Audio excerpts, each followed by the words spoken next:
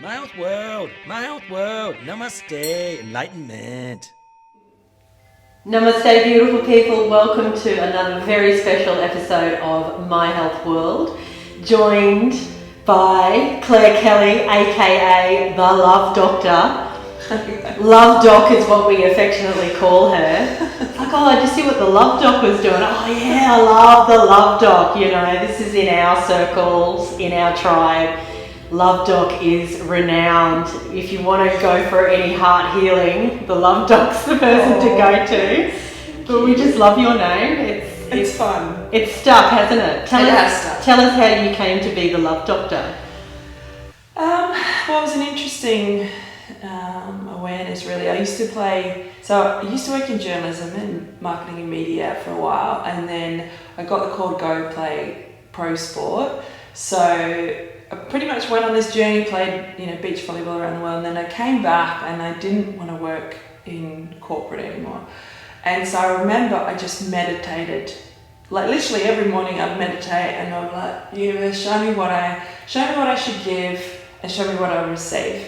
And I kept getting these visions where I was sitting in a circle, and it was almost like I was pulling energy out of these people or something. It was like literally like clearing energy. And then they come up to me and they cry afterwards, and they were just like, "Oh, Claire, thank you so much." I was like, "It's this meditation. I don't know what this is." And anyway, it was amazing. And Wow.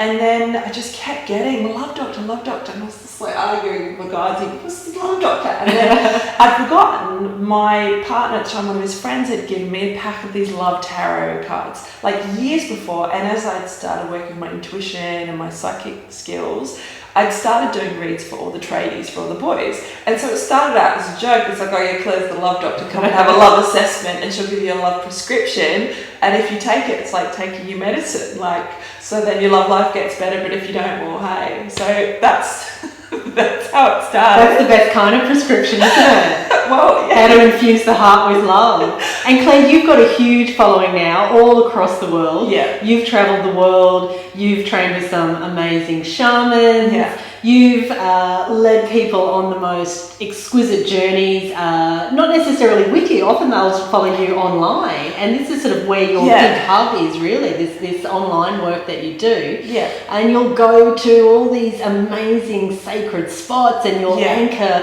and grid down, the earth, the light into the earth. It's just incredible what you actually do. Yeah. And we're joined by the beautiful Nadi here today, and she's helping us out because really this is where your work has led. Yeah. So, as you said, you've been a journalist. You've been a pro athlete, you're a yoga teacher, you're a healer, you're all of these amazing things, but now you're working more with that grounded energy, shaman energy. We're going to talk a lot about the dispachos, am I saying that correctly? Perfect, yeah. Yes, that you do. Yeah. You're also going to lead us on a beautiful healing ritual and healing journey today. Yeah. But let's have a chat about what that work is that you're doing, and also what's been coming through at the moment, because it's August 2020. We're in the thick of the COVID craziness, and you download a lot of prophecies. You've researched a lot about the prophecies as to what's going on in terms of the energetic structure of what's happening. And you're here with a message of hope. This isn't about doom or gloom. This is actually pretty exciting, right? Light workers are rising up. It is, and I think we've got two streams, and I think you talked about this in one of your other podcasts. It's kind of like the pre-COVID life and the old systems and the old way of relating and what we were doing with our lives, and now we're moving into this new earth, like this other energy. So we're seeing a lot of people really just losing faith or losing hope, and it's almost like they've given up, that there's no other alternative. But I suppose the message for me today was to help people see that there's actually a whole other new earth there. What else is possible as we move forward? And you've talked about the new earth in your program about the 5D, and what I wanted to share with people today was literally, I only just found out about this a few weeks ago because I'm enrolled in a course with Elizabeth Jenkins, who she's worked in Peru. She got the call to go to Peru, similar to what I did to a degree, and she's been working with the shamans there. And she's written a book about it called Return of the Inca. And the return of the Inca, it talks about this phase, and we're actually in this phase now. We're in the fourth phase now, according to the Incan Prophecy, which is interesting because I thought when I looked, surely we're in the first phase, which was, the world having chaos, fires, floods, earthquakes. But the Incans actually said the first phase started in 1990. So there was all these different phases, and each phase there was like a shedding of layers or a shedding of I don't know if illusion's the right word, but it's about a shift in the cosmic order. And instead of there being continued poverty and war and destruction and mistreatment of the earth, it's actually the complete opposite now. And so the fourth phase, I'm getting goosebumps as I talk about this, it's called the Tarape departure, which is where we reconnect to our divine selves, and it's like the meeting of ourselves and also the time of the Holy Spirit. So it's when we meet ourselves again. So it's actually a shift in the energy into abundance for all, and from what I can tell so far, it's about moving into this phase of an abundance like we've never experienced before. And if you can imagine everyone having fresh water and people having an abundance of food and freedom and going back to sovereignty, and just we're seeing such a shift, and there's this fight going on. And whether people are aware of that or not, I was shown that we were in a spiritual walk way back, and I got shown through my ceremonies with the plant, with ayahuasca, with the medicine as well, and that this is now it's actually about the soul and our spirit, and knowing that we are so much more than just this one body and our being, and again, depending on your philosophy of life, but the Incans believe that your life is about preparing for the next journey, and so a lot of the rites and the teachings are about helping people cross over at peace and actually transition to this next phase. So what do you need to do in your life to be in that energy and respect for the generations that are coming forward and coming after you? And it's incredible. It's just a different viewpoint, but that's been in their prophecy for generations. But I literally just found out about it a few weeks ago. Wow. And something in my being just went, of course, you already knew on a soul level, because I've been doing the prayer work for 3 years. I've been doing despachos now, and it's created such change in my life. I'm just on this mission now to, I don't know, have people just reconnect to the feeling of love and hope, and we don't have to accept this paradigm with these tyrannical governments, and you can only exercise 1 hour a day, and you can't hug your family, you can't go to funerals. Like, what kind of life is that for people? So this is about actually we get to create our reality, and in the shaman world there are no limits. So that's what I love about it. You're literally creating from the upper world, you bring the energy down and anchoring it in, and then your internal world, then the external world matches. I mean, look, for me and you, where we are here, it's just abundance, like nature. But other people, everyone's got these different realities going on. So my mission is probably to just shift more people into the new earth energy, and knowing that we can honor our ancestors and our indigenous, and what it's led me even looking at the breakdown of the English language, and really even looking, it's like the nerdy journal in me, like, investigative journalism, and I didn't know any of this stuff until I'd have these visions, and then I started investigating, and even the word Aboriginal, that is actually it's about a person that was here before colonialism. So the word itself wasn't even created until the settlers put it on. So that word's really offensive for a lot of if I don't even know the right words to use. But how can we? It's just almost this level of ignorance that we've had. That actually, guys, there was people here, and our Indigenous Australians were supposed to be one of the oldest civilizations on the planet, but apparently they've only got a definition from this point in time. It's It's nuts. Yeah. So, and we've been caught in a dream spell, haven't we? We've been sold a crock by our governments. And why do you feel, Claire, understanding that some people are operating in the fifth dimension already whilst living here on Earth, and some people are very much caught in the third dimension? Yeah. Why do you feel some people have awakened, and why do you feel some people just simply refuse to awaken, in the fact that they want to target? They want to target we're going to use the word, the so-called conspiracy theorists, which to me is a critical thinkers. I think it's critical thinkers, isn't it? Yeah. I think what's really going on, or from a global, we're having massive cognitive dissonance. So we've known something for so long. It's like driving a car. At first it feels really weird, and then you get used to it, and then it becomes natural. And if we look at, for some people to realize a whole life we've been, at school. This started at school. I was trying to think back, what did I get taught at school? I got taught nothing apart from that we came in and took over the land. Like, I didn't learn anything about who was my local tribes in the area, what happened to them, how long had they been there. So this started at a really early age for a lot of, white Anglo-Saxon people in particular. Yeah. And I think it's almost like the fathom of deception is so beyond what any of us could comprehend. So many of us, we want to believe in our government. We want to believe we elected them. They've got our best interests at heart. Surely they wouldn't mislead us. Surely the media would report the truth. So there's essentially, human beings want to believe in the good. Everyone wants to believe in the good. And so we've had a lot of people that were trying to do the right thing. They thought they were doing the right thing. Everyone's done the isolation and, okay, now we've got to do this. But then there's a point where you've got to go, actually, this is insanity. And for me, there was probably a couple of moments for me.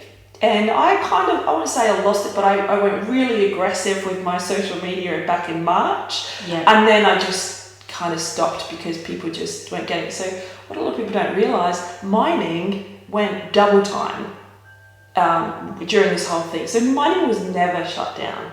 And that's obviously something, huge money, big taxes. So how come mining is classified as essential services, but gyms, food, certain places that we need for our mental health are shut down? That didn't make any sense. And then we went out to the national parks. National Park was shut down. Even at the beach, at my local beach on the Gold Coast, you had to, if you went out to go exercise, you could even get stopped on your own, exercising with a $1,600 fine or $1,500, I can't remember what it was. People had to pretend that they were exercising on their own at the beach to not get a fine. You couldn't just go there and read a book and hang out. And that was when, to me, I was like, anyone who's got any common sense, how on earth can it not be good to be outside in the sun, Mother Earth, getting your exercise, eating healthy food on your own? How can that? Exactly. And, with social distancing, people were miles away from each other, but yet they were still getting fined. And yet you could go to Bunnings, or you could corporations are still open. You could go to Bunnings. Where there was really no social distancing. You could go to Bunnings, you could go to Woolworths, you could go to Dan Murphy's, and you always get, even if you're doing the whole 1.5, there's always that guy that cuts in front of you. Of course. I mean, the car park, everyone's parked right next to each other there and getting in and out of their cars. And that's, to me, and also another big thing for me was they had the elections on the Gold Coast, and I remember we were right at the height of the pandemic, and they were still making the elderly compromised go vote in person. And then the next day, lockdown. And that, to me, was just like, that's when I knew this is not about our health. This is not. It's not the about bubonic health. plague, is it? There's not bodies falling over in the streets. Like, we're not seeing the evidence. Well, we're not seeing the of evidence. a diabolical virus that's going to take us out of the game. We're not seeing the evidence here, and this is the thing. Some of us don't know. Apparently, in South America, it was bad, and so all we know is what we're hearing from other people in other countries. I know, and a lot of those stories are being exposed now that they've been made up. You know, there's just lies and deception everywhere you look. Yeah. So many investigations are going on. Yeah. I believe in Brazil they actually had to open coffins. There were no bodies in the coffins. So it's all coming out now. I didn't know that about Brazil, but I've got a lot of contacts in South America, and so they closed all the centres there. They closed everything. But what we're seeing now, no matter to what degree, I do believe there is a virus, but I don't believe it was to the extent of what we've been told. Yeah. But it mimics a flu. Yeah, and it does affect elderly, and you know, obviously I think people have died from that. But when we look at how they've died or whatever, it has cured the flu though, Claire. Oh, that's right. Yes, that's right. The flu's gone now. The flu's gone. Yeah. No one's dying of the flu this year. Yeah. So, but yes, you're right. I think what's hard for me is because I love Peru so much, and they rely on tourism, and so now what we're seeing is countries devastated because no one's allowed to travel, no tourists are going there. So even some of the shamans had moved to the mountains to take people to do these sacred tours and show them, and they have no income coming in. So now what we're seeing is, you know, a loss of income or loss of people being sustained, and that's more worrying for me. And the increase in mental health, the increases in suicides, all these things, abuse, that even I was reading some stats in Canada, and they were talking about the deaths from illegal drug overdose. It's risen like through the roof, but why is that not being talked about? We're hearing about the cases. Yes, that 104-year-old grandma in a nursing home. She died! Yeah. Well, bless her sweetest soul, but she was going to cross anyway. Yeah. It's okay. And you know, we've talked about it in other podcasts, and I know you're of the same belief that death is such a beautiful experience. It can be. So why the government is using their fear-mongering tactics to make us so concerned about dying, when actually dying is going to be this grand parade with all the lights and the colour and the awareness of who we truly are is suddenly going to be revealed. Yeah. Why are we concerned about death? Well, I guess that's what it comes down to. People are so afraid of death. And that if we could heal just that one thing, then we could live, because there's risks anywhere in life. We could truly live, we could truly have freedom, we could truly own our power, have that sovereignty, where we are here as co-creators to create a beautiful new earth. You know, we're coming into this golden age, and these are the prophecies that you've been researching and investigating, and also having, because you are so psychic, the love doc, just knows things. You know what's interesting as well with the psychic, even if you looked in terms of mental health in the hospitals, almost 50% of the people in there are psychics. And that is worrying, not because of that, but because if you have psychic gifts or you have, you know, intuition, all of a sudden people go, oh, well, there's something wrong with you. Actually, you're not. You're just really embracing all of us have the ability to be psychic and work with our intuition, but it scares people. And I get it. Like, I was scared the first time I had spirits, like, you know, messages from people who'd passed over. I didn't want to die. It was like, why? You know? But then, so then I had to get over it. I had to get over this fear of, you know, communicating with spirits on the other side. And that's when it really, for me, that's when it started my journey with mediumship, and really not being afraid of death, not being afraid of working with spirits or communicating with spirits that have. And so I've been on this journey for a while, and I've had my shamanic death, if you want to call it, and I've accepted, you know, but even in a dream the other night, I dreamt that I was killed in my dream, which was pretty intense, but I was actually really at peace. And that's what I remember. It was almost like this level of, you know, it's okay. Like, I was at peace in this thing. Funny you say that. I had a dream recently where I also died, and then in the next second I was laughing because I realised there is no death. Yeah, you just. And I always thought that you can't die in a dream, that if you die in a dream, you have actually died to your physical body. So it's interesting, you've had that, I've had that. And yet we're aware that through that dream, there is no death. We're being shown there is no death. You can't die. You're just going to move from one form to your another. soul just transitions. But can we all accept that we're all looked after all the time, no matter what happens? And there's a lot of aggression going around at the moment about, everyone needs to rise up, because we're in Australia, for anyone listening in different parts of the world, Australians need to rise up. Yes, Australians do need to rise up, but not with aggression. Not with aggression. Not in the way that I think is being put out there. And I'm all for people standing up for their rights and knowing their rights. But, when we're putting ourselves in positions of, like people getting arrested and jail, and it actually doesn't, how is that serving us? We'd be better off, literally having a peaceful process, or standing, like similar to what's happened out at Uluru, where the native tribes have had to stand up to stop people coming in. But there's different ways, and that's where, for me, I've made a choice to fight this spiritual war with love. And just to fight it with gratitude, because I know, compared to other people, my situation is like, I feel so blessed compared to other people that I know. And I've got clients and friends in Melbourne, and it's been breaking my heart to just try and support them. And it was really heavy there for a while for me, but that's where it's all kind of going, well, hold on, it's not a coincidence. You can see the tears in your eyes. It's not a coincidence that what are the chances that I learned, despacho prayers from the shaman in Canada, and then it's connected to the Incans. And so this is what's been really cool for my journey. Really, the last few years, I've always got the call to go to mountains and do prayers on mountains. But when I found out, because of this, one of the best things about this whole lockdown is that Machu Picchu and Uluru, sacred sites to, the tribes of those areas, they've actually been cleared, and the energy has been cleared and activated.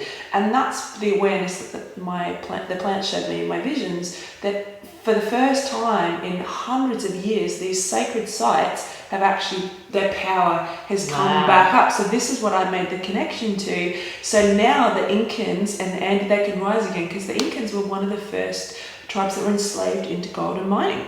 Right. So that was the connection that I'd made.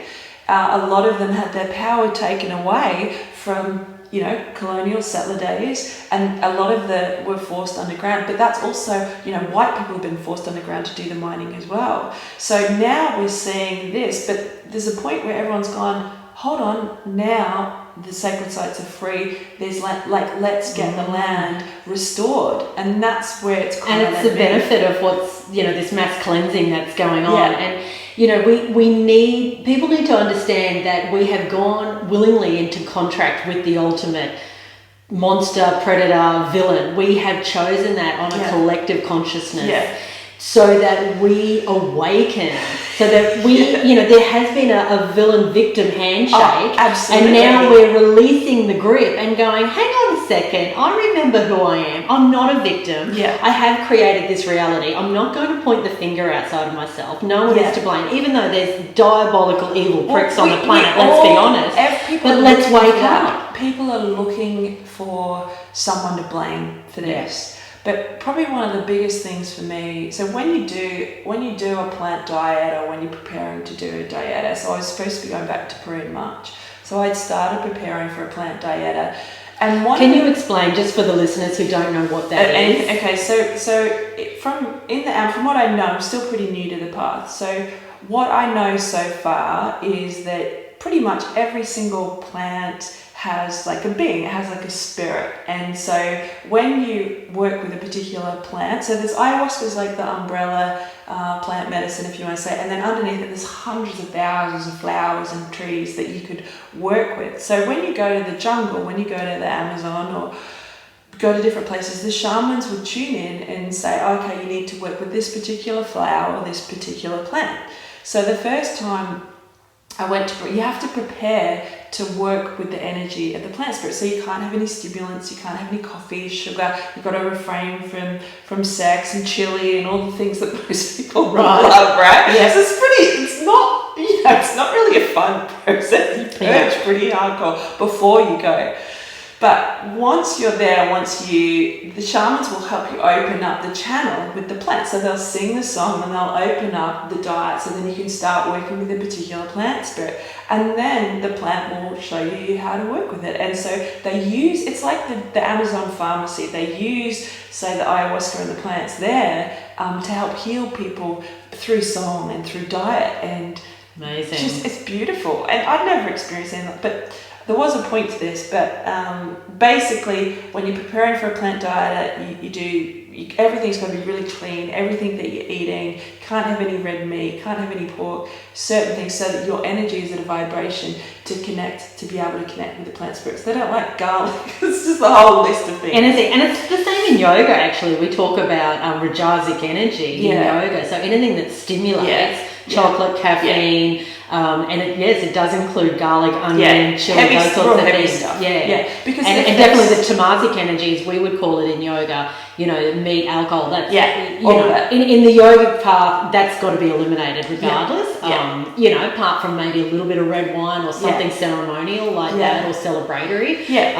It's got, but otherwise it's going to take you into darkness. So, of course, when you're preparing for these big rituals and these big connections to the plants and to receive the wisdom. The channels need to be, the meridians, the chakras need to be cleaned out and clear. Otherwise, what's the point? And it's pretty amazing that your body, like, I remember even before I was going back about 3.5 weeks out, and I remember I had one little glass of wine and literally was so sick from this wine, and my guides were like, you need to be preparing now for your next, Right. So it's been this whole... The guides give you the touching anymore. So the plants don't like red wine, and I can't remember what the theory is. It's just dark liquids, anything dark. Right. So again, I don't know what that's about, but I know that my body responded this way from that, so I'm not going to do that anymore. But so I'd started preparing for this dieta, and I was supposed to be going back to Peru in March, and I brought back tobacco from Peru, so they call it mapacho, which is tobacco. And I'd lost this... Which is a sacred herb, by the way. For people who don't know. The shamans used mapacho in the jungle and around the world, one, to connect with the earth. So every time you do an offering, you always do tobacco, because it helps, it's like a master plant. So I already knew that before I went, which is kind of interesting. Because in the West, it's demonised. It is, and it's been abused, and people haven't honoured the sacredness of tobacco. The pure tobacco. And really, every time there's an opportunity there to be grateful, but it hasn't. It has been demonised, weaponised, and same as cannabis. It's been demonised, and yet, and it's in its sacred, pure sense. And I believe that historically it was used like an incense. You weren't meant to toke it straight into the mouth. The marijuana. You were meant to just have it as an incense, so that it was wafting around. I don't know about that one. Fascinating. It's pretty funny because they call marijuana the plant of illusion in the jungle. Shamans call it, because again, it's such a powerful plant spirit. But this is the thing people haven't recognized, that these plants, they have their belief is they have spirits, and so it's a whole different approach to what we think is normal, how we interact. But all you have to do, if you walk into a forest or you walk into your garden, for me, my energy just straight away, my whole body just expands, and the trees and the connection. And so regardless of whatever your beliefs are, and I know for me, when I'm around trees and now something's changed in my DNA as well from working more on that level, and I prefer hanging out with trees than people. But the plants show you things as well. And so I started prepping for this diet, and at this point I knew that things weren't right, and something really big was going on. But I didn't know what. I hadn't watched any of these videos, I knew nothing about vaccination, any of this stuff. But I'd been doing these huge prayers to the land, and I did this massive prayer offering. And my friend had given me 1 kilo of Native American tobacco. And of course I thought, I'll put in as many offerings as I can for the tribes on the Gold Coast. So the tribes on the Gold Coast are the Uganda tribe, and then I forget the name of the other one, but the other ones are the local area on the Gold Coast. And so Algigara tribe's Brisbane. And so I was like, we need to do prayers for the land, because this was what I was feeling. This is where we've been out of balance from colonial days, because our government came in, took over the land. They've been murdering, pillaging as long as we can remember. But we, for some reason, we just didn't think about it. A lot of people didn't see it. It's not affecting us. But hold on a minute, actually now, and you ask any one of those, like, it's still happening now. And this is what I'm trying to get my head around, is this has been happening for hundreds of years. And now it's not about us as individuals or us and people in Victoria or Queensland or WA. No, actually it's so much more than that. It's not just the tribes here. We're talking about the US as well. And thousands of years. Thousands of years. We've been under this dream spell of the cabal. Yeah. And I don't know how long that goes back, but all I know is that I got shown this world underneath, and just lifetimes after lifetimes, people working underground, and everything in my house, the metal, my car, and then even my clothes. I was like, how have I even got some of these clothes? Like, what's happened? Some of these people. We're destroying Mother Earth. Well, how are we destroying? And the plants showed me, cacao, tobacco, ayahuasca, coffee. Like, we've taken so much from the earth. And how many times have people really given back or really appreciated everything that we have in our life? And it was literally like just this slap in the face, just going, hey, come on, you need to take a stand, or you need to, I don't know, have more awareness about, your toothbrush and, first, plastic and everything, which I already thought I was pretty conscious, but that just took it to a next level, and making my own skin cream and so many things that we've got that we're not aware of that are poisoning us, and the water, and so food. There's been chemtrails. They're coming at us any which way they can to dumb us down, to arrest our third eye chakra, really, shut the function of the pineal gland down. So we can't critical think, we can't remember that we're this sovereign being connected to all that is, that we are the creator energy. And it's sort of, going back to what we were talking about before, why are some people in 3D reality, some people in 5D reality? You didn't really answer the question, did you? You answered it beautifully. We're having a good old chat. But also too, you mentioned about your DNA changing, and so and this is what's happening at that level. Some people are getting this massive spiritual upgrade at the moment. I think we've almost got to choose it, and I think that's why some people aren't receiving it. We're sovereign, no matter what, even if they're trying to. Scary. We are sovereign, even if they're trying to take our sovereignty. Well, you can't change the fact that we create our own reality. We have free will. So if we subscribe to a certain way of thinking, if we say, yes, I need to be locked down and looked after and not wear a mask, then that becomes your reality. Or you may say, no, I'm going to use the energy of the lockdown and I'm going to reframe it as I'm going into meditation. I'm going to spiritually upgrade. So therefore that's what happens. And literally we're getting recoded at the DNA, RNA level. So some people are becoming what's called crystalline, they're becoming crystalline in their DNA structure. They're moving into that 12 DNA strand. They are these awakened beings. They have remembered who they are. Well, that's what's interesting, because with the Incan, the fifth level was, before it was only specific people could be, the Incas, but the prophecy was saying that we are moving into this energy where people are going to be able to heal themselves instantly, and they're going to be these divine beings. And the sixth level is like awaken. So we're going to the sixth. We're just going all the way, baby. But what's interesting is, some people might not even know. Well, the third D is kind of like this reality, but then the 50 for me is about, it's again this different awareness of this different energy, or new earth. That for me is where it's moving towards. But I think some people are struggling because they've known that way for so long. Who are we? What if we chose not to vote any of these guys in, and we actually voted, and we do? What would happen then? And if we actually started, I've been following Sasha Stone stuff. What would happen if we started our local, 12 people, and we were, sovereign beings, and we responded to that? What would actually happen? It's too much for people to think, because they'd rather have someone tell them, hey, this, okay, this is coming in on this day, whatever it is, it's almost, they don't have to feel, they don't have to think for themselves. Yeah, and I feel for the victim template, if they don't ultimately make the decision, then they can always blame someone else. Yeah. They don't want to take full responsibility for their lives, because if something goes wrong, well, then they are responsible. Yeah. But hey, I'd prefer to be responsible and have the full power Yeah. to co-create with the greater universe, the multiverse, Yeah. my reality. Yeah. And we're co-creating together. We you know, are. Which is why we're sort of imploring people, please wake up already.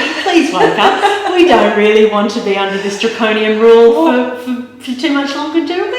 Well, no, but I think that's what's a challenge for people that are, I want to say deemed awake.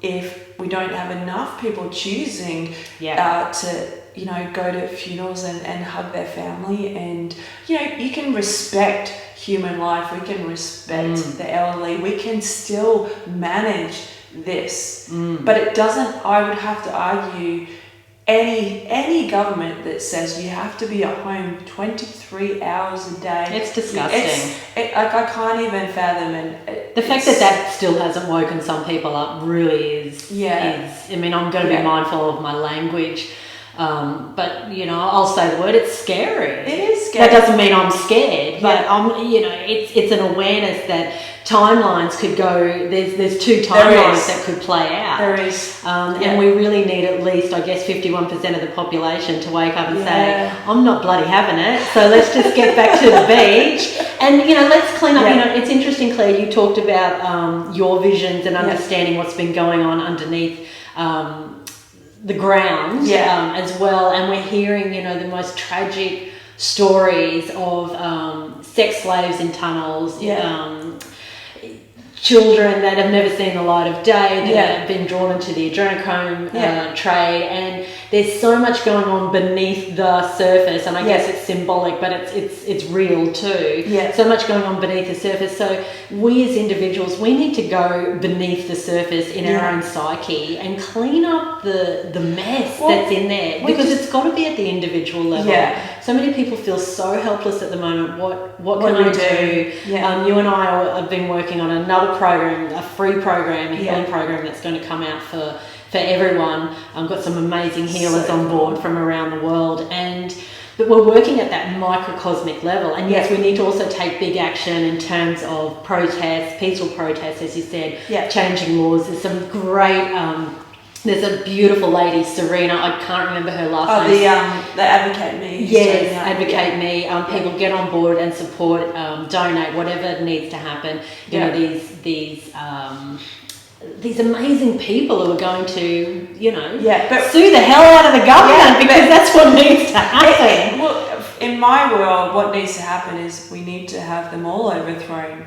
It goes down to the suppression order, the 90-year suppression order of 28 of our politicians. And there's a level of, again, this Australian mentality, she'll be right. But are you really okay with those kind of people making decisions? And we are seeing, this has happened. Kids are getting taken. Kids have been taken for hundreds of years from our Indigenous Australia, from outback communities. Exactly. It's still happening now. And so this is what I'm struggling with, is how can people not see the truth on this? Whatever you're seeing in media, but media's been bought. Media says our own Premier wanted to send journalists to go to jail for writing about corruption. Your TV monitors will be used as a toilet.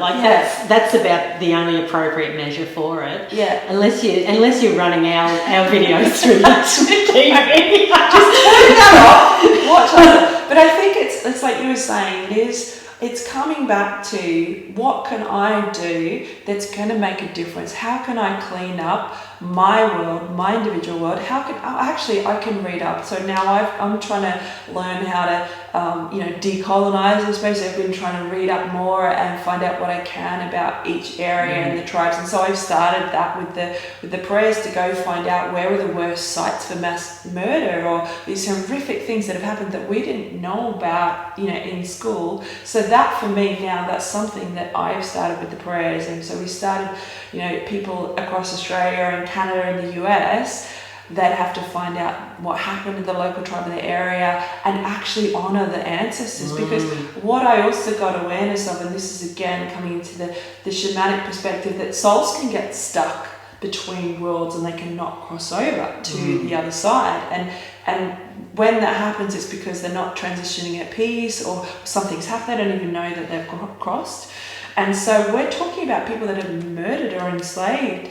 Those souls are stuck. And so this is also now what I feel part of my mission, and probably shamans around the world, everyone's been hustling in the shaman world to try and help restore the balance.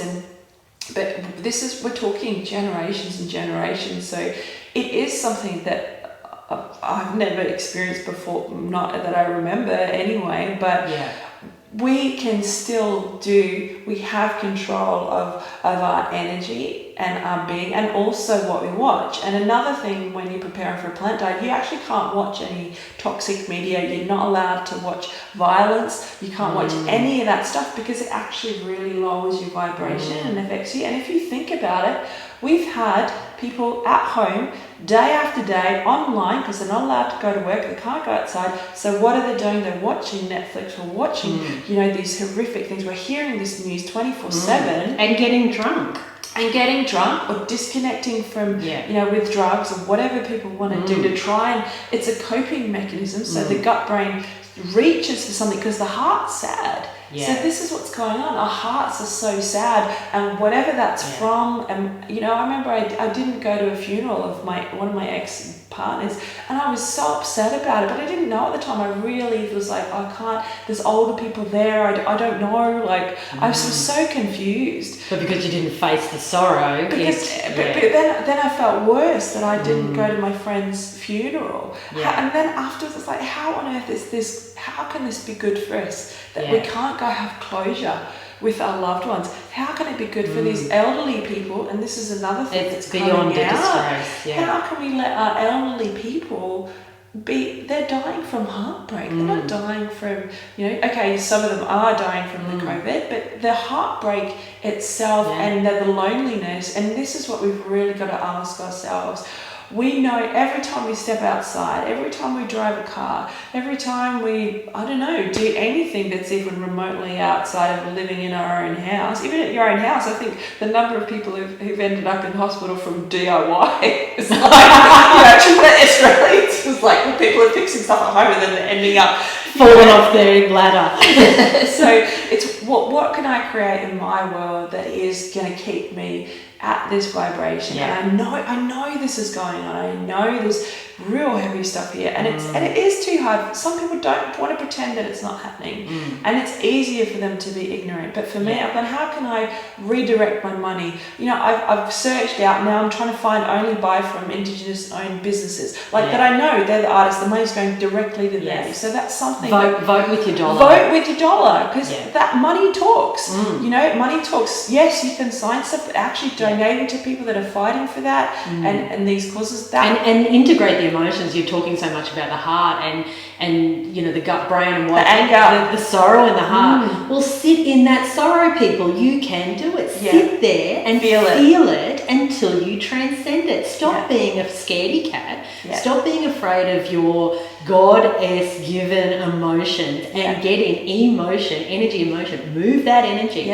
Move it so you can anchor back then, and you will naturally into love, and then you'll do what you know to be right. When you're not in the heart, you won't do what you know to be right. Well, that's the head brain taking over, and that's what we're seeing on a huge scale. Head brains taking over, and the gut. Because if Dan Andrews, for example, was really in his heart, there's absolutely no way anyone who's in their heart could even begin to think about keeping people under lockdown for another 12 months. And people who are contesting what he's doing are saying, oh, you don't care about lives.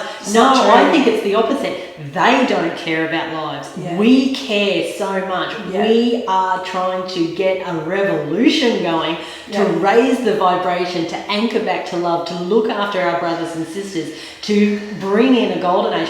We care more than people who are interested in targeting each other and snitching on each other for not wearing a mask, for being out of their home for more than an hour a day.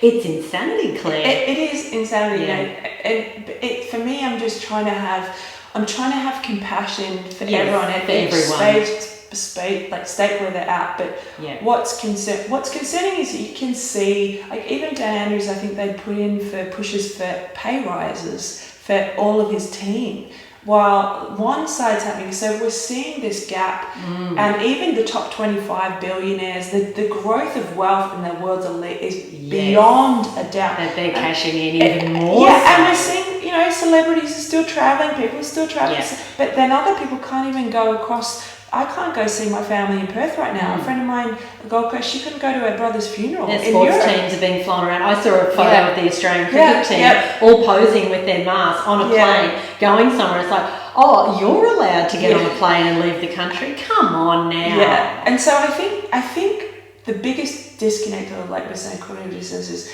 that people still have this inherent belief that our government cares about us.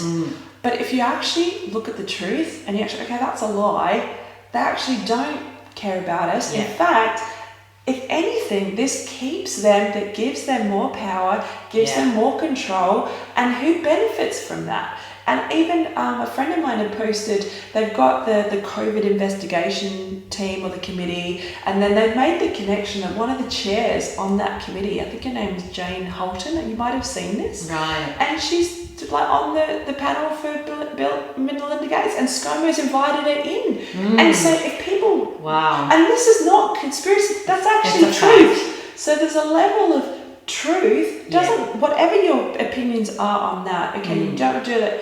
Everyone's got a different experience. My sister's diabetic. Without her insulin, she wouldn't be around, I've had vaccinations before. So it's not even about that. It's about, well, hold on a minute.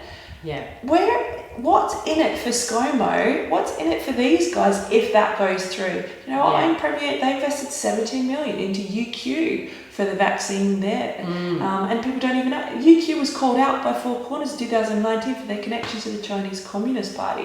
For real. So this is what for me... And the critical thinkers, the truth is they're doing their research, they're doing their work. They're not just sitting there getting violated by the mainstream media, and it is violation. They're going down the rabbit holes, and they're following they're connecting the dots, and then they're like, come on. But I love what you said, have compassion for everyone, because, and I think you also said earlier in our chat that people are trying to do the right thing. And I've said that before as well. Their intention is good. People are, they're good. Most people are good. 9 out of 10 people are good. But the 1 out of 10 that are the scum of the earth, come on now, we can't stop feeding that energy field. Let's stop feeding it with our money. Let's stop feeding it with our fear. Let's stop feeding it with our victimhood, and take our power back, and let's, I believe, and we're going to finish this chat today, and you're going to do a beautiful ritual and meditation for us, but I believe that if everyone just stopped and anchored into love and visualized peace and freedom for all, and did I'm really big at the moment on let's heal the wounded inner child, because that's who's being attacked at the moment. It's our little kids, and we want to go out and play, and we can't even go out, and I think what's really heartbreaking is seeing these kids with the masks on, and I think about my childhood masks. Oh my God. Like children in schools with petitions, plastic petitions around them at the school desks. You can't even think, but even being in Townsville, it was the site of World War II, they had a quarantine spot then. People were told to wear masks before, so this isn't a new thing. This is like a spin on an old, because why that worked controlling, but that's again, so Sas was saying, look into the Nuremberg Code, look into how they managed to do it. So what we've got to do is we don't have to do, but the more people that wake out of that and actually be willing to go, is it possible that I've been brainwashed by the media, or I've been possible that the government's told me this is good for my health, but hold on a minute, they're still earning billions from mining and taking its sacred land, no questions asked. Like, there's even an Indigenous guy, I can't remember what, again, his tribe, I have to apologise for that. They had 70 police storm their land, trying to take. This is what's happening in Australia, and we've been so unaware or people just haven't wanted to accept the truth. We can't force people to accept the other side of this. But if what's on the other side of this, and this is again the visions that I had, so I had the horrific stuff, the visions, but then I also saw this beautiful new earth with the trees coming up, and I actually saw tribes all around the world singing these medicine songs. Oh gosh. And it was just beyond anything that I'd even felt. And that's to me is, no matter how much we are allowing this, and this is where I've had to go, you can go down the rabbit hole, but cleanse. If you're going down there, you've got to cleanse. Yeah. We have to, some of us have to hold that space and that vision. And I'm just praying to God that we get more and more people like connecting, love, community. Look what was possible here. Actually talking to your neighbours, growing your own plants, growing your own flowers, not being reliant on these huge conglomerates. Like maybe we could just go support the local guy down the road. And I remember even at the height of it, Woolworths at the shelves are out, but my guy, local IGA, they had all the fruit and veggies. They had everything. And people go, what are you talking about? We've got an abundance here. Yeah. But again, people just hadn't even looked at the other possibilities. So I guess I'm just passionate about helping people step into that. Absolutely. And that's where, the little healing course we're doing and everything else, it's moving into that energy. If we could check our own ego and say, yes, I got it wrong and I forgive myself. I forgive myself for perpetuating this dream spell.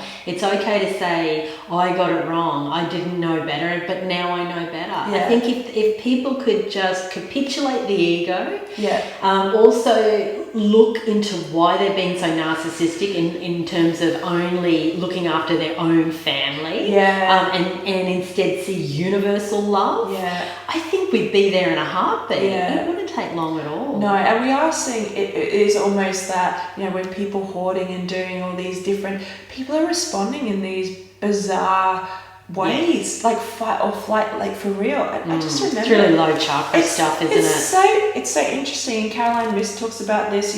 We have like this like level 1, and there's people here that are in family or old ancestral energy that haven't done the healing, and then there's people that are different spaces. And what you've got to do is go to the eagle-eye perspective all the way up to the top. Well, actually, what would be in the greater good? And I think even Aubrey Marcus had said, for the amount of money that it would take to actually get fresh water and feed the earth, it was like not even a quarter of one of the wealth. Like we couldn't even, it doesn't have to be like that. Actually, what if that wealth was distributed in a different way? We don't need this from the government. Actually, guys, we don't want to spend money on the military. Like I've got some amazing friends in the military, and they're not smashing the military, but actually we don't want to invest in war anymore. We want to invest, maybe we want to invest in gardens and community gardens. Or when you think about what we need to live, it's pretty fresh water. Stop pumping fluoride in there. Fresh water, great fresh food. We can grow it ourselves. Give us some good organic seeds. It's not that difficult. It's like we imagine play, if the government says that. We dance. Imagine if we make love. It's all just it's great. Like, can you imagine? It's so simple. Imagine if you got that and you letterbox. Oh, I've got some fresh seeds. Yeah. Can you imagine? Good seeds, man. But it just the fact that we've been so disconnected, and also the fact that we are seeing, we're only being told masks, vaccinations, this is isolation, staying home, that's the answer. Actually, I'm going to question you on that, because my body and my common sense is saying, how on earth, and even out here, going for a walk, they've still got the signs, no one around, social distancing, it's deserted. But hold on, if you get a person, you still, and I get for anyone listening, we're on a remote island. We're on a remote island. I thought, North Queensland, but no, it's still They've still got the signs They're out. still, which again, I respect. I have to say though, Claire, that at the height of when the toilet paper was disappearing off shelves, and I was seeing it on, on social media, there was so much toilet paper, there was so much Johnny paper in our stores here on the island, and I thought, no, the island people, they get it, they know. So no one went into fear. And it's I've only seen one person on the island wear a mask. Other than that, which is we just don't subscribe to it. It's just that's not our reality. If you see someone sick, you just stay away from them. You don't go close to people when But even when that, you can't actually tell then if people were sick. But I remember I went into a petrol station, and I was one of those people, I hadn't stocked up on toilet. I was just like, oh no, it'll be fine. Yeah, you'll use your hand, a bit of water, you didn't stop. Yeah, well, they just have, they use fresh water in the jungle, like, maybe just wash. Like, I was like, bit of bark. I'll deal with it. But I went into a petrol station, and they had, some toilet paper there, and I remember I just got 2 rolls, and the lady said, oh my goodness, are you only going to buy 2 rolls? You're not going to buy more? And I was just like, no. She's like, oh, you're probably the first person that hasn't, And I was just like, what is going on? Like, don't worry about toilet paper. If you're going to stress out and buy anything, get some lentils or get some, You're right. get like actual food, or buy all the seeds in and all these things that are really going to sustain you. Toilet paper was like way down. You're like a toilet paper hero, love doc. Well, it was, what was so funny, You got it. I'm so lucky, and like you, I feel like I'm so protected and so looked after. And again, time and time again, I've had these things happen by trusting my intuition. I drove up to my crystal lady. I said, oh yeah, it was pretty funny. I ran out. She's like, oh, what do you need? Toilet paper? She'd ordered all those what's a crap. What are they called?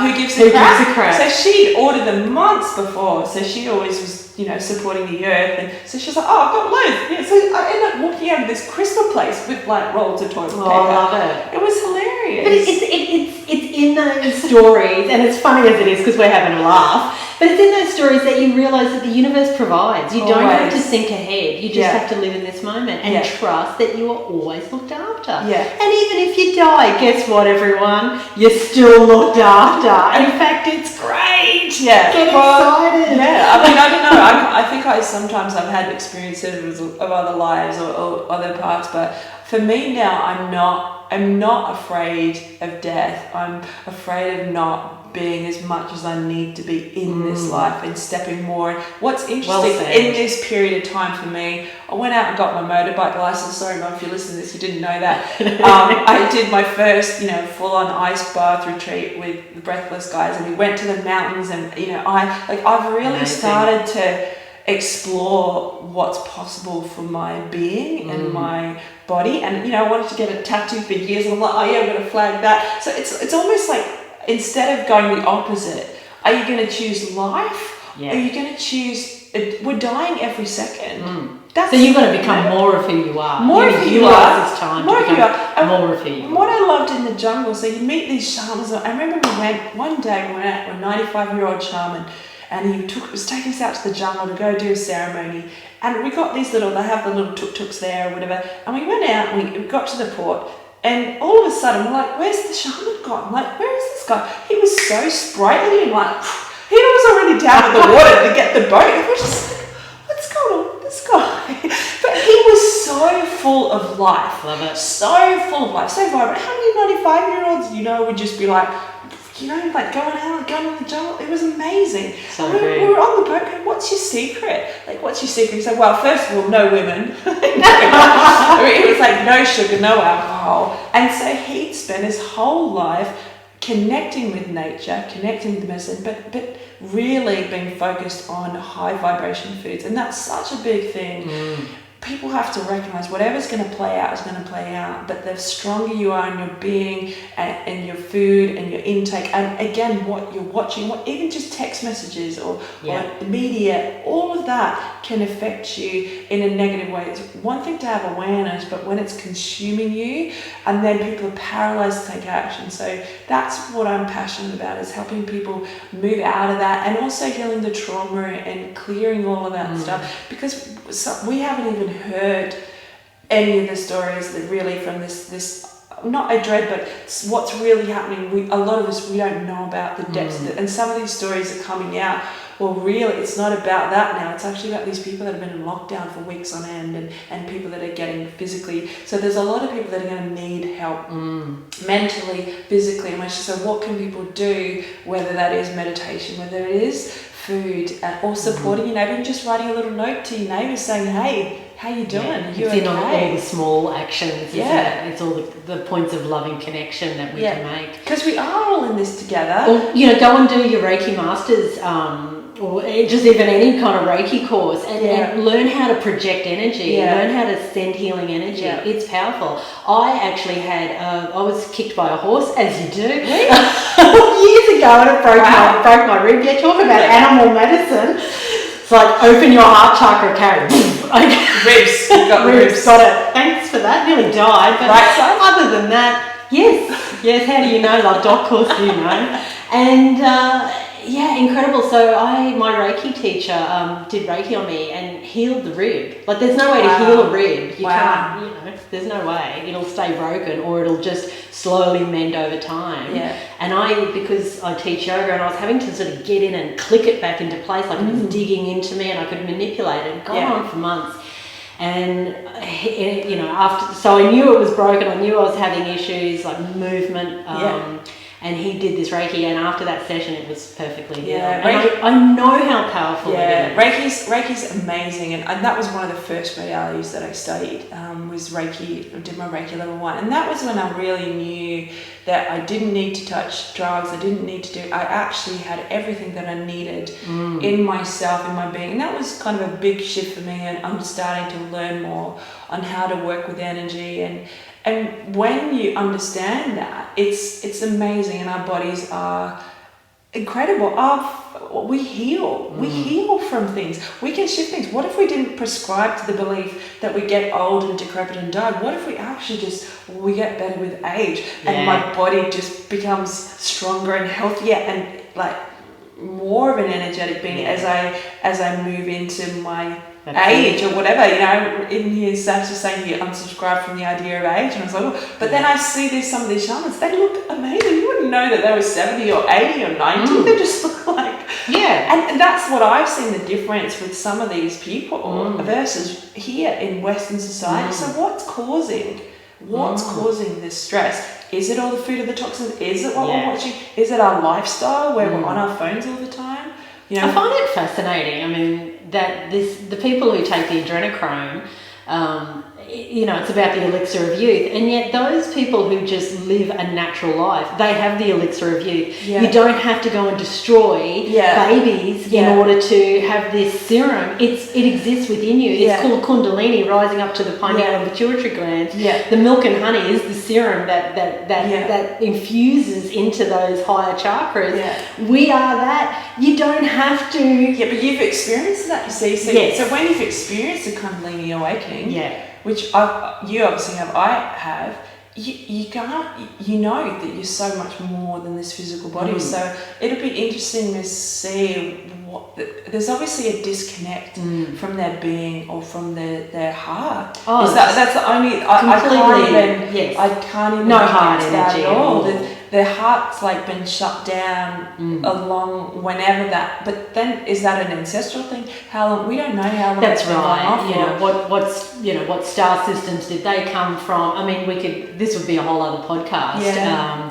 Who are the Dracos or the Archons? Who is that element? But whoever they are, we have to remember the victim-villain handshake. We chose the ultimate monster to make ourselves wake up. This 3D reality is just a hologram. It's not real. Feels very real at times, but we created it to wake ourselves up. We had to have the ultimate opponent, the ultimate monster, and boy, I'll tell you what, we've got it in politics. We've got these. Oh, is this who you want running the country? How about this guy? How about this person? And well, in Victoria, we call him Draco Dan.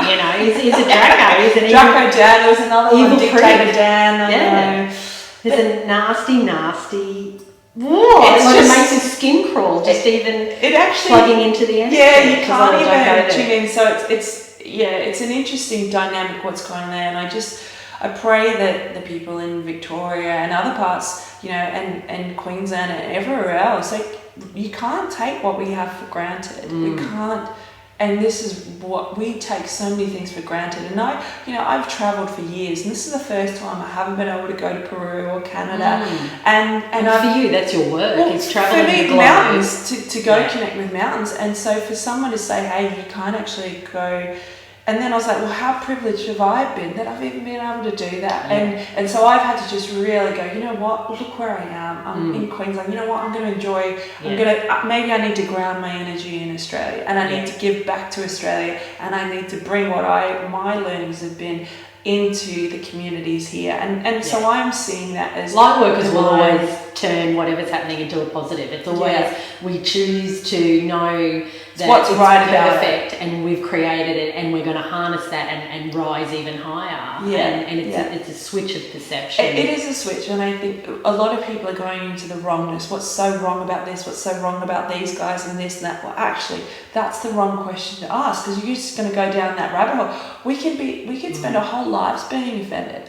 We could be offended all day if we wanted. But if you start running those questions, what's right about this I'm not getting? What's right about me? What's great about me being in Australia right now? Well, actually, I can teach people some of these things I've learned from my amazing shamans. Actually, maybe we can make plant medicine legal in Australia, or maybe we can actually bring some of these. Wouldn't that be amazing if we could have natural medicines as able and accessible to all instead of being outlawed? So for me, I'm going, okay, what else is possible here? It's like you've got that worldly wisdom, and now you're anchoring it into Australia, and Australia is one of the countries at the moment that needs it the most. Wake up, you've had it too easy, Aussies. Come on now. Pick up the sword of sovereignty, let's get on with it. And Claire, I've just constantly had that cricket song in my head. Come on, Aussie, come on.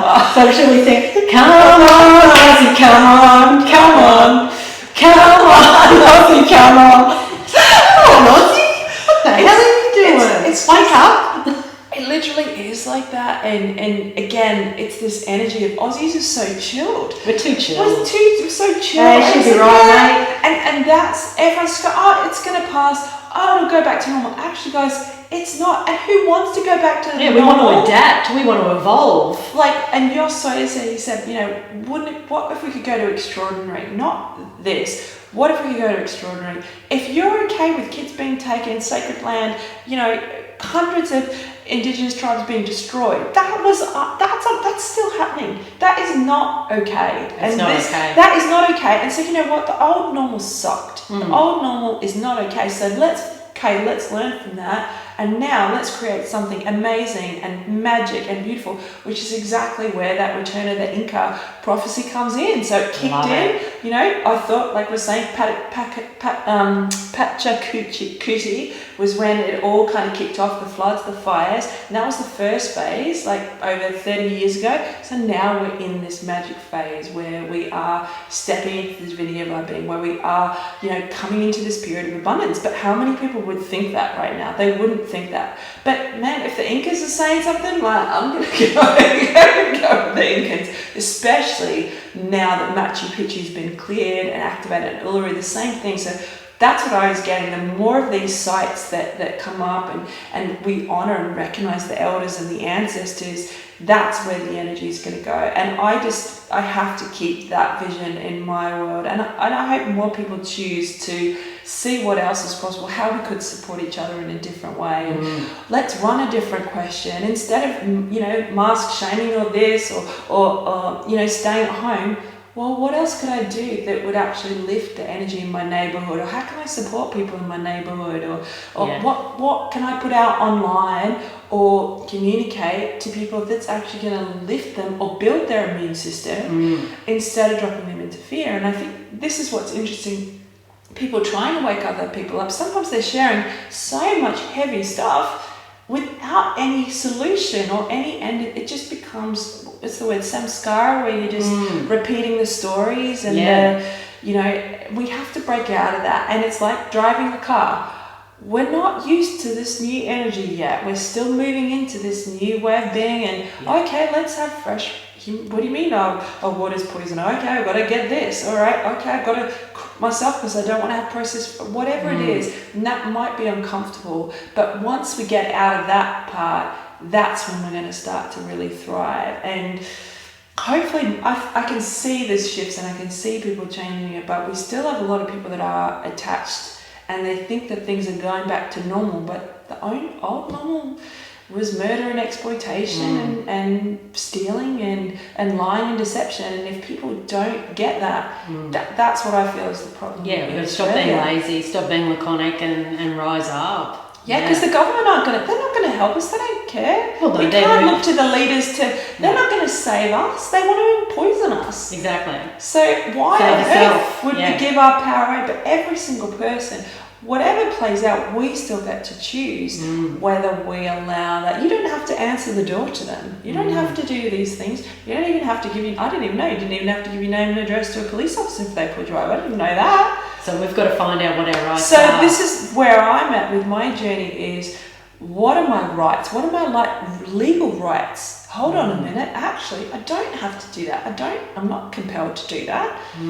It's actually only mandates. It's not law. So this is where it's led me now, that nerdy journo part of me going, I need to study this. I remember I played a beach volleyball game once and something happened at the last point and we thought we'd won the game, but the guy disputed the call. He said that it wasn't right. He literally quoted the rule book. We ended up losing the game because we didn't lodge a dispute in time or something. This guy got us on the technicality and the rules, and he knew his rights. Right. And I remember after that, I was like, you know what? That guy deserved to win because he knew the law, he knew the rules of the game, he'd done his due diligence, and he could literally quote, bang, bang, bang, put in the stuff, yep, cool, you're out, done. Yeah. And it was that simple, and that was when I made a commitment. I need to educate myself around my being, my body, my car, all these things that we think are ours. What actually happens if you have a house and then you die? Does that money where does it go back to the bank? What happens if you default on your mortgage? So there's all these things that people haven't thought about. Where does that go back? Does that go back to the government? So there's all these other things that you could explore. So I think people just need to put their energy into positive outlets so they feel empowered. Being informed, being empowered. Being empowered. And what does that look like? Get into the groove, people. That's it. Come on now. Come on, join the fun party. Join the Ascension party. You know, the A-team. I started the A-team. It was a joke. Yeah, that's what I started. Ascension 1.0 was a couple of years ago. We did the sacred sites, and then now it was like Ascension 2.0, which is everyone who's done the prayer offerings, investigated, and joined aligned with the new energy of Machu Picchu and Uluru, and love it. That's where, for me, it's exciting. Is there's this whole other world, and the Andes, as if you wouldn't want to be aligned. The Kiara shamans in Peru, they just did a whole month of dispatches for people around the world. So there's some amazing things happening, but most people wouldn't know about it because they've been caught in this.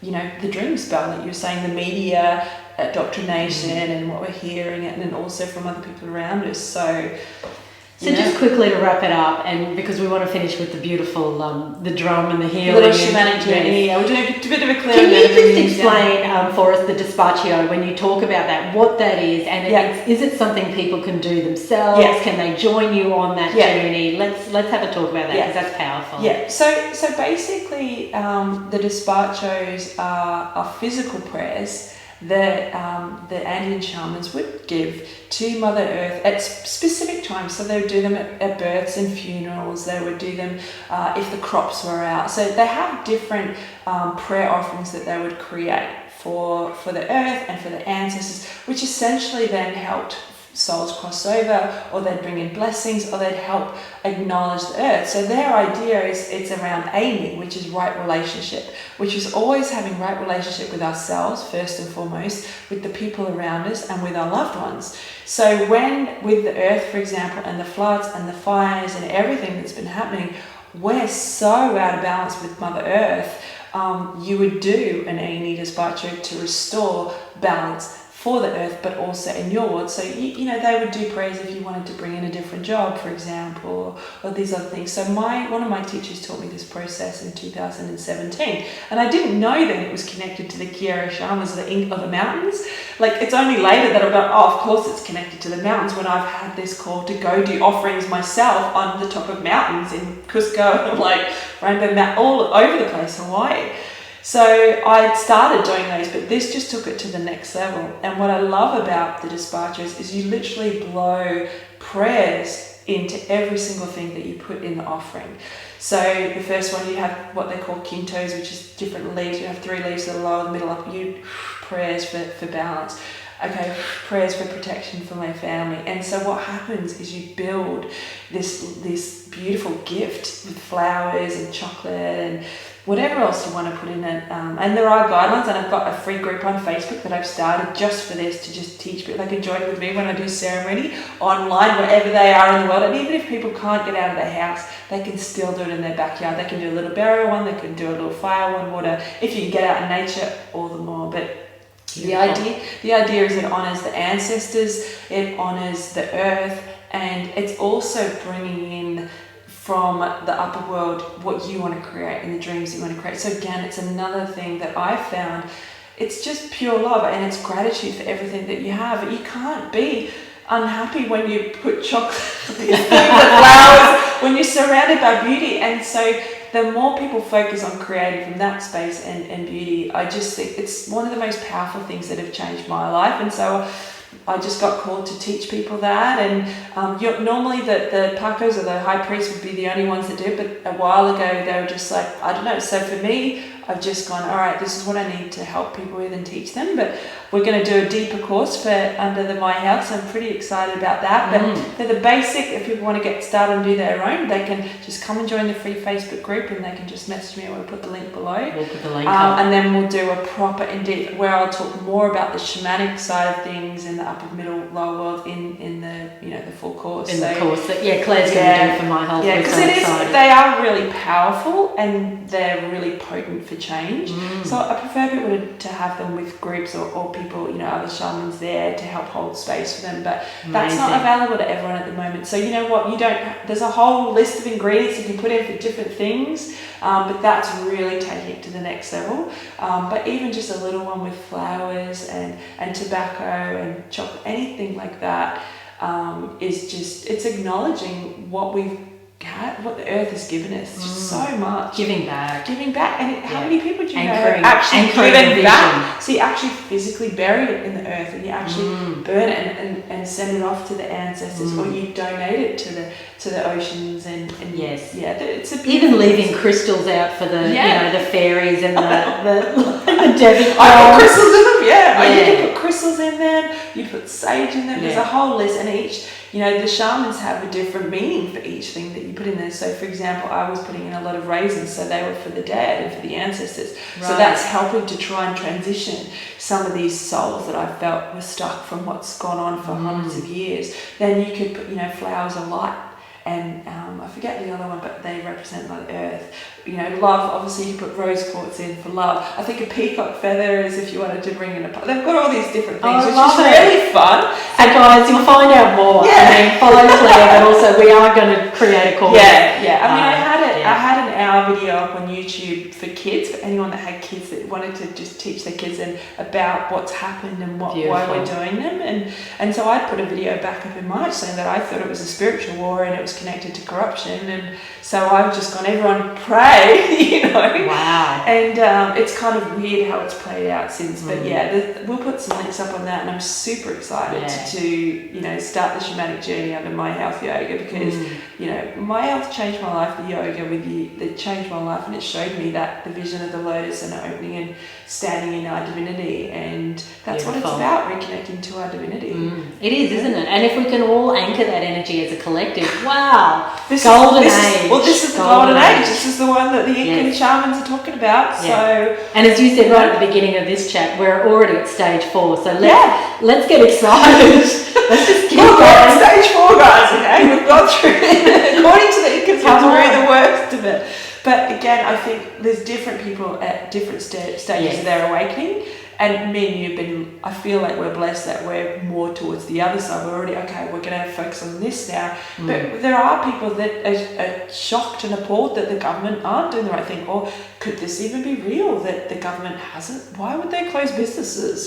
People still, that's where some people are struggling with the cognitive dissonance, But the sooner people, this is what's going on, we don't want to have this, we've got to acknowledge the truth. I've been responsible. I've bought clothes that I didn't know where they're from. from, and I didn't even know the land that I was living on, and okay, what can I do? How can I educate, re-educate myself, and move forward with more conscious awareness, and what I spend my money on, and how I feed my body and what I put into it, and honor my shamans and everyone else and the teachings. There's so much we can do. So much we can do. And that then, when you move to that space, it takes us out of that victim persecutor, triangle into empowerment, off the triangle, off the triangle, into my being, my sovereign, and whatever that looks like. That's where you use the prayer work, the meditations, the journeys, the despachos, and have people around you that are also creating that dynamic. And we have got some powerful people in Australia. We've got some amazing light workers, and we've got some great people I know we've got some great people in government. We just don't know who they are yet, and we haven't seen, but we've seen people standing up in these moments, but we just need more of that light and to anchor in more of that light around the world to overthrow this evil. And I even had a ceremony a while back where I'd had a vision of this darkness or this energy over the globe, and I didn't know what it was at the time, and it was probably one of the toughest ceremonies I've ever experienced. And I saw people not being able to hold it together, and my heart was just, but then I saw it all falling away, and I saw the green, and I saw the trees coming up. And so that's for me now, whatever's playing out, we've got to trust it's all happening in perfect timing. We've got to keep the faith, and whatever that faith is, and it doesn't have to look like praying to God or doing chants, but I remember I manifested my house from doing chants to Ganesha one night. It's amazing whatever people resonate with, and if that's the Buddhist energy or Christ consciousness or just nature or flowers, it's okay. Well, let people make their choices around what they need, and song or dance. Yes. Trust, guys, that you are manifestors. I've seen Claire manifest the most amazing things. Like, this woman travels the world, lives her truth, takes people on big journeys. Like, this woman is working her magic every moment. I think that's the thing. I really live. I live what I'm teaching. Yeah. And my life demonstrates that. And as you say, you can manifest it through dance, through prayer, through chant. We don't have to do too much to go outside of our own lounge room. It's just actually being open to a different possibility. But this we is can where call it in now. But this is where people have to break out of the construct of the mind and actually go, well, hold on a minute.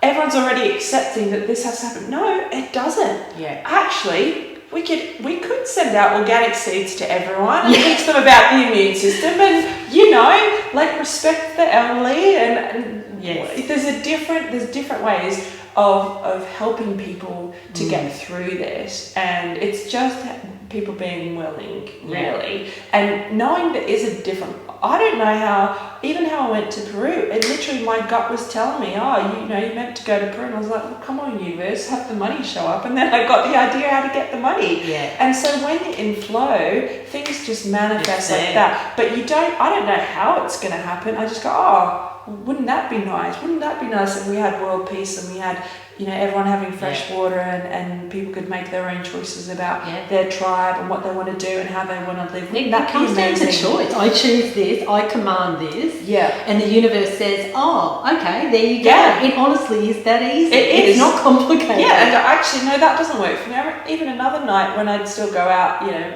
occasionally I'd find a few places and go have a few drinks or whatever. I remember one night we were coming back, and there was a whole line of taxis and just, whatever. And everyone was like, we can't get home. And I was just like, hold on a minute. And I was like, come on, Eunice, what else is possible? And I remember this huge pink limo showed up. Excuse me. And it was literally like across the road.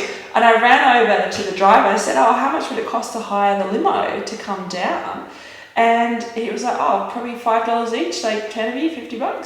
So we all went home in this limo. In a pink limo. You can't one of those huge trips, which was totally extravagant, but it just goes to show you don't have to be attached. You don't have to be attached.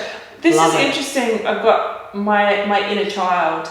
So whatever having a bit of a runny nose. Well, I haven't had that, but it's interesting because what we're talking about. The sorrow. And you said the inner child. So there must be something we need to do with journey around that. So let's because we're probably going over time, so let's get into the closing ritual, and we'll finish it there for today. Okay, all right, amazing. So what we're going to do is we're just going to do a little bit of a clearing first, and then I'm going to take everyone into a bit of a guided meditation or a bit of a journey. So we're going to use the rattle in the first part. I'm going to set the space for everyone and just set up Wirukuch. So we're just going to visualize a beautiful gold energy just coming from my heart. You can visualize, everyone who's watching this or listening to this, just visualize beautiful gold coming up from your heart, and you can just extend your hands over your head and just visualize the light going up over your head and all the way over your body and then down over your body into the earth. And we're just going to send that gold energy of protection all the way over. Anyone who's watching this or listening to this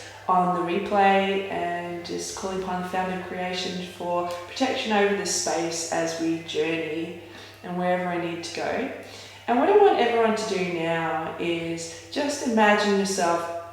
We're just going to bring up that little part of you, or your little inner child, and whatever's going on with your little inner child, we're going to give them permission to express that in the next little bit. And you don't need to say anything out loud. You can actually just visualize or feel this. As I shake the rattle, we're going to just give your little kid permission to cry, be angry, or whatever it is that they want to do.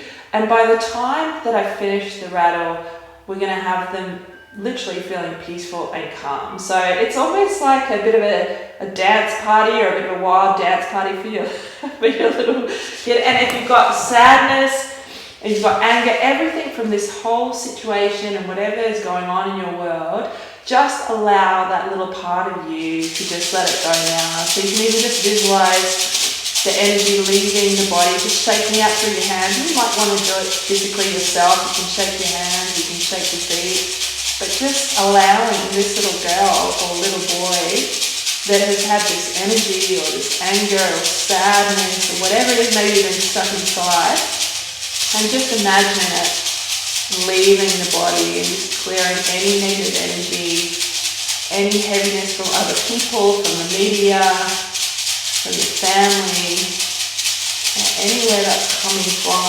this lifetime, past lifetimes, previous lifetimes, going all the way back 7 generations. Just going to allow that energy to move all the way through, just sending healing light all the way through the timeline. Your timeline, just breathing in, just letting that go. Again, just going a little bit crazy now, and just shake it all off.